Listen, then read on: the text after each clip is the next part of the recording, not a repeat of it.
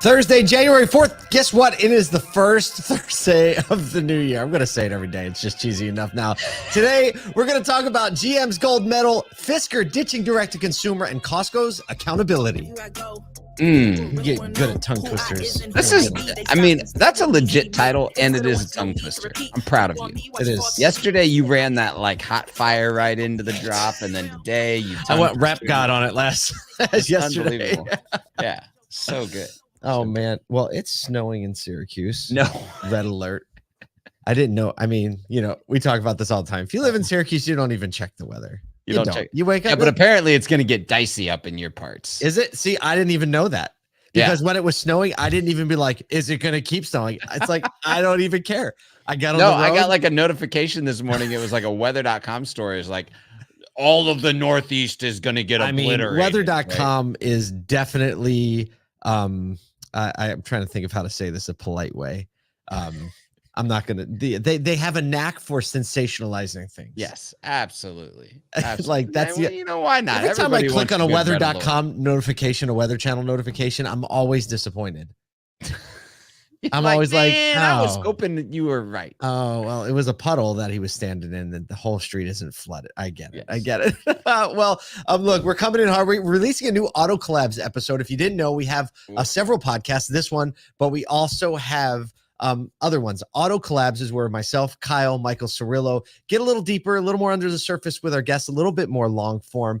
And today it's with, this was such a good one. Awesome. Alan Brown. Who would you work for is the title of the episode. Alan is the GM of Sam Pack's 5-star Chevy and one of the most driven and, I don't know, inspirational. What else can you say? Like, he's the kind of guy that when he comes into a room, you just feel better about your life.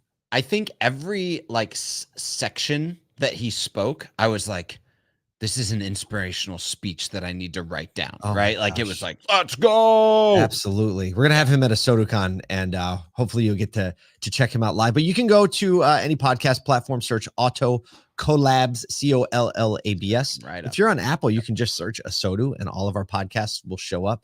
So you can join us there. Good morning. Oh, Leah got first comment today. Props. Okay. Oh, we got, she's like, new year. Shot at the title this year. Tony, also, good morning. Tony Lucas. Morning, sir. Also, it's early for you. You're rocking it. I guess not that early. It's 9:20. So here in the East Coast. Yeah. I wonder what time Tony Lucas wakes up. Like, the real question is what time do his biceps wake up? I bet they get up before he gets up. They actually wake up. They wake up first.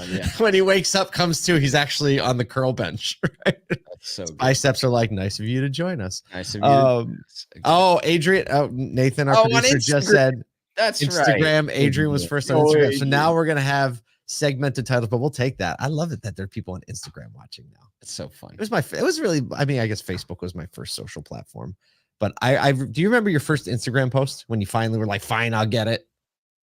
I have no clue. I remember mine. I was going to go scroll and find it. It's going to be so too dumb. long. It's going to be so dumb. I was sitting outside my building with my other business back in the day, working outside because it was a nice morning. And I took a picture of like me working, like first person me, and you could see the table in my notebook and the moon was still out. Yeah. And you hashtag no filtered that joker. Yeah. I don't even know. I don't know. But there was a day, kids, when you couldn't even post a video on Instagram, actually, for quite a while. Right? Photos only. Yeah. Now, that's why I did this thing, and they evolved. So yeah, that's a lot of fun. Yeah. I think we should talk about some automotive news at some point. Do it. Let's get it. All right. So it was really fun. Like yesterday, all of the sales numbers started to drop from all the manufacturers, and apparently GM will be keeping its top spot in the US for 2023, marking the industry's best performance since the pandemic, selling 2.6 million vehicles, which marks a 14.1% increase year over year. And they slightly edged out Toyota for the number one spot.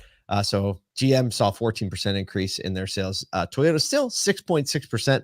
Nothing to sniff at. The U.S. auto industry sold 15.5 million units last year total. Shout out to Jonathan Smoke and Cox Automotive, who just do a really great job at predicting these things. EVs made up 17% of sales, which is I think that probably includes hybrids. Yeah. That's strong. So Toyota's EV sales, including hybrids, jumped 30%, though, to represent almost a third of their overall sales volume. Yeah, because a third like of Toyotas 90% of their cars, I have feel a like, are becoming. You know what I saw this morning, and this is not exactly Toyota, but Lexus has just announced their first plug-in hybrid, right? So like they're coming with it. They're Who did the hybrid game. who announced that? Lexus. Oh, okay, that's no surprise. Lexus in the like the last Q4 jumped like 80%. I don't have Yeah. the full list here, but it was crazy. Jason Bracken, he's just chiming in on the live stream.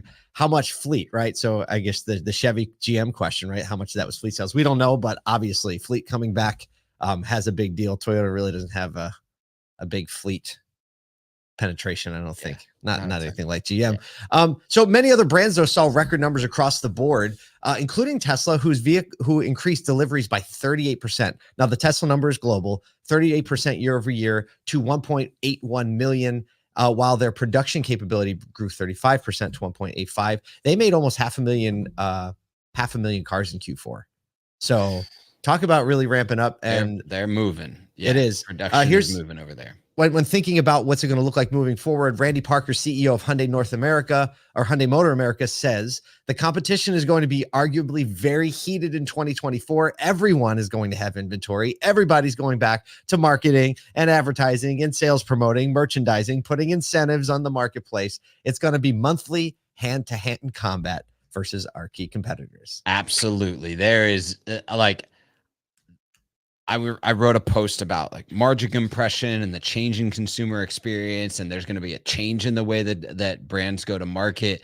All except for Subaru, they're going to keep doing their thing. Everybody else is going to be like, what are we going to do to drive? And I saw a Subaru commercial this morning on my run. I was like, these guys, they are just so good, so good at what it's unbelievable. Like, nobody needs an incentive on that thing. I'm almost crying while I'm running, watching a Subaru commercial. Never owned a Subaru in your life. It's unbelievable. Yeah. So, sounds like we're back to the car business. Back to the car business. Like, I mean, gosh, Kyle, how many times have we had this conversation with clients and dealers? Like, everybody's talking about it. At NADA last year, everybody was saying we gotta get back to the basics, right? Like that was the constant theme we heard over and over and over. But it's funny how it actually took a year for it to be like full reality. For the reality to hit. Like, I wonder if everybody actually got after what they were talking about at NADA. That's the gut check on, did you do it? Did you get after it so that you're ready for this? Well, we can look at the list of the top sellers and we know who did and who didn't. Hey, dealers understand. The good dealers really understand. Speaking of great dealers. Stop. Segue. Time. This warms our hearts so much, stories like this. Yes. EV startup Fisker has decided to ditch direct-to-consumer model and jump on the dealership train in a significant strategy shift driven by what they will say high costs and logistical challenges. Fisker produced 10,100 Ocean SUVs in 2023, but only could deliver less than half. Wow. Citing difficulties in logistics and lack of physical stores. So Fisker has two showrooms, one in LA, one in New York, but those showrooms can't even execute test drives or sell a thing. Just like, the Tesla stores can. It's more like a boutique. Like if it sounded really fancy, all the, the pinkies up. We're just going to they're real nice. If you haven't seen a picture, awesome. It's a full-on experience. They really are awesome. Yeah. And so CEO Heinrich Fisker says, some people don't want to drive 3 hours or fly to another state to see a vehicle. The man had a revelation. They do plan to launch Main Street vehicles upcoming with like the $30,000 pair and an electric which is a small electric pickup in Alaska. So basically, here's the deal. VinFast, now we know, adopted a dealer network, opening their first store in North Carolina with 50 more coming real soon. Polestar. Side note, that dealer group is getting bought by Holman. I don't know if you saw that yesterday. I did. Yeah, we'll talk about that. We didn't have any chance to talk before we got on the show. I know. So basically, Polestar started out that way, right? Good friend, Polestar dealer, Matthew Haken, right? Crushing it. Why? Because he's a dealer. And it's the dealer network. So basically, the company is looking to sign up 50 US dealers this year, recognizing the efficiency, the inventory cost savings, and the ability to reach more customers. And Heinrich Fisker did say, again, this is where we think we have to go as a company. If we want to be a high volume company, you don't say.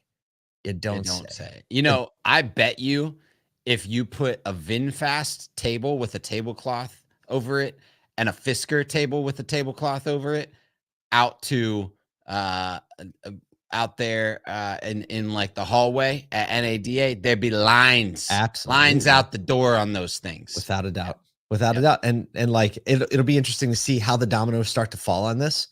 I think it is an indicator also to some of the major OEMs that like they know this truth already, right? And they've been like toying around agency model and all this, right? But they understand that dealers figure out very hard to solve problems at point of sale. What we haven't gone through is Steve Greenfield's. I'm gonna give you like we'll go through it at some point. Because he put like goodbye he said bye to the agency model, because now you see all these new OEMs going, oh no, we need the dealers. And now the legacy OEMs are going to look at that and be like, we love these guys all along. They are. Hey, that's the cool thing about business, right? It's like a really great equalizer. Like you can be like, unless you're kind of like one of those people that has like really deep personal feuds, like if they're like Elon Musk and Jeff Bezos or Larry Page and Elon, right? Unless you have that, business people are typically like, hey, we had this great idea. We were supposed to be excited about it. We thought it was the best way. We learned that it wasn't. And now let's figure out what we can do progressively together. One of the reasons we love this industry, right? It's people of all different areas, of all different starting points, figuring out what we can do great together. So, hey, all of a sudden that changes my perception of the Fisker brand. Like wild.